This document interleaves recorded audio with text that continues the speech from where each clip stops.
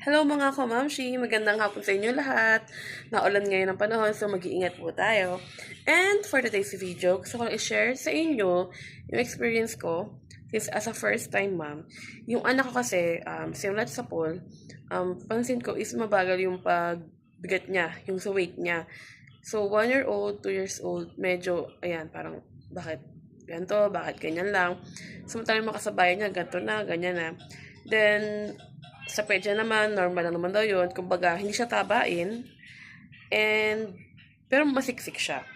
So, ang dami ko naging vitamins na inaano ng doktor.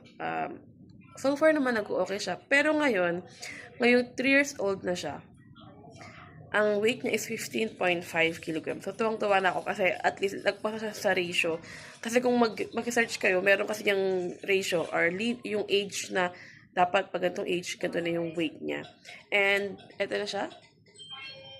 Ayan po yung anak ko. She is 3 years old and 3 months, 15.5 kilogram. Diba? Si Alessia po yan. So, nagtataka ako bakit yun nga. Then ngayon, okay na siya.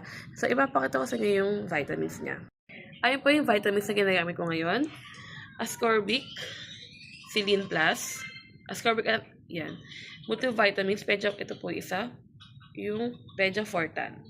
Ito po ay sa over-the-counter sa Mercury. Ito naman po, nasa labas po siya. I mean, katabi lang ng mga iba-ibang vitamins.